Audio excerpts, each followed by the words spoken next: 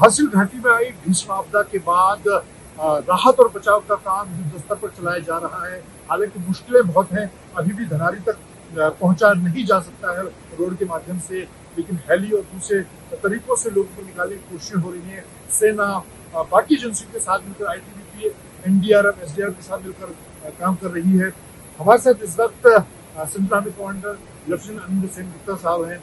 जिनसे आपसे जानना चाहूंगा, आप यहाँ पर पहुंचे हैं मौके पर, ग्राउंड जीरो पर, क्या हालात आपने देखे और राहत और बचाव का जो काम है उसके तरह से चला रही है? 5 अगस्त तकरीबन 1:45 और 3:30 दो लैंडस्लाइड, मडस्लाइड और फ्लैश फ्लड के कारण धराली और हमारे लोअर कैंप में काफ़ी नुकसान हुआ।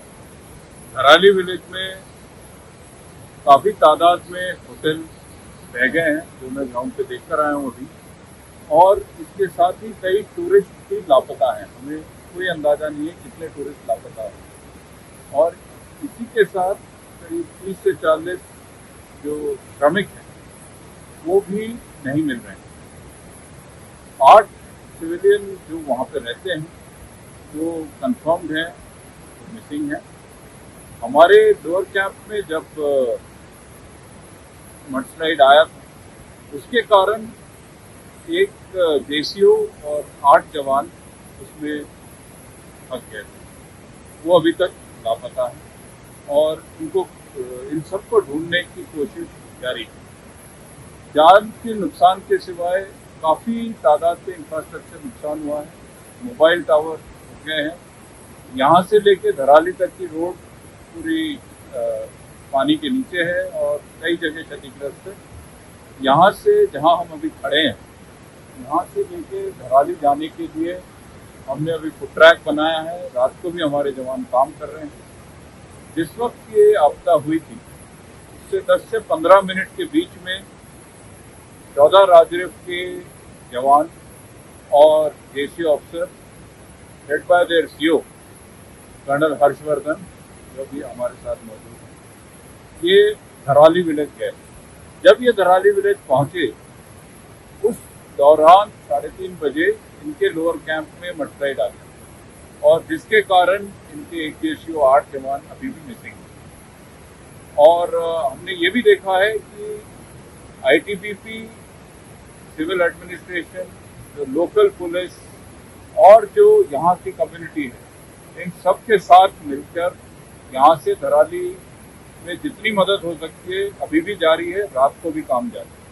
सर, चैलेंजेस की बात करें तो क्योंकि 24 घंटे इससे अब ज़्यादा का वक्त हो गया है, दूसरा दिन आया है, क्या चैलेंजेस हैं और जो मिसिंग है उनको लेकर कितनी उम्मीद आप कर रहे हैं और क्या और तेजी के साथ काम करने की आप जरूरत है? सबसे बड़ी चैलेंज हमारे साथ मौसम का है। जैसे आप अभी भी देख रहे हैं, बारिश होने का अंदेशा है, बादल है। इस कारण जबकि 3:30 बजे आखिरी मडस्लाइड आया था, लेकिन आज सवेरे 9 बजे और दोपहर को 2 बजे की मेजर हेलीकॉप्टर एफर्ट हम यहाँ पे ला पाए। हमारी जो ट्रुप की इंडक्शन थी, इस मौसम और इसके कारण जो लैंडस्लाइड्स और रोड ब्लॉक होने की हालात रास्ते में पैदा हुए हैं, इसके कारण हमारे कॉलम यहाँ पहुँचने में काफ़ी समय ले रहे हैं। अभी NDRF के कई कॉलम यहाँ पहुँचे हैं, SDRF के पहुँचे हैं। कार्रवाई में और भी तेजी आई है। हमारी पूरी कोशिश है कि जो मिसिंग है उनको जल्दी से जल्दी ढूंढा जाए। एक ऑफिसर, क्या कितना समय आपको आकलन लगता है यूनिटी कमांडर के तौर पर इस तरह की आपदा और जो नुकसान आपने इसका जायजा आपने लिया, चीज़ों को सामान्य करने में कितना वक्त आपने लगता है? ऐसे दूर दराज की जगह में ये वक्त का अंदाज़ा लगाना थोड़ा मुश्किल है, लेकिन मैं आपको ये बताना चाहूँगा कि सड़कें और कम्युनिकेशन जिस समय ठीक हो जाएंगे तो इंफ्रास्ट्रक्चर बनने में तेज़ी आ जाएगी, और सड़कें ठीक होने में, इमरजेंसी तरीके से ठीक होने में शायद 2-3 दिन लग जाएंगे। कनेक्टिविटी 1-2 दिन में आ जाएगी। बिजली की कनेक्टिविटी जैसे ही यहाँ पे लाइंस की मरम्मत हो जाती है, वो शायद 2-3 दिन लगेंगे, उसके बाद हो जाएगी। एक सवाल छोटा सा सेना से जुड़ा हुआ, सेना ने जिस तरह से सेना का कैंप करने के बावजूद हमने देखा कि लोगों को बचाने में उनकी प्राथमिकता थी, उसको आप कैसे देखते हैं और कितने इस वक्त इस ऑपरेशन में आपके जवान लगे हैं, क्या जवानों की संख्या और बढ़ाने की आप बढ़ाने की बात भी करेंगे?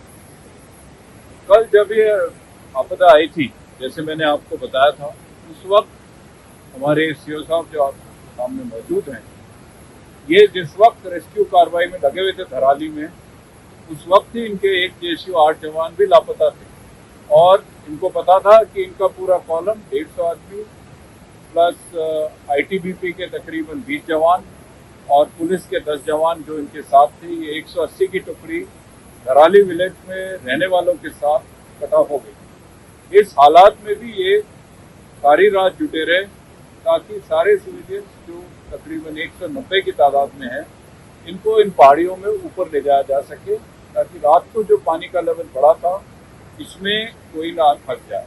ये दिखाती है कि इनकी जो डेडिकेशन है, जो सैक्रिफाइस की भावना है अपने ड्यूटी के प्रति, इस पे ही हमारी उम्मीद टिकी है कि हम इसी के कारण इस पूरे जगह को जल्दी से जल्दी नॉर्मल कर सकें। आप एडिशनल ट्रुप्स हमारे पास दोपहर से आने लग गए हैं।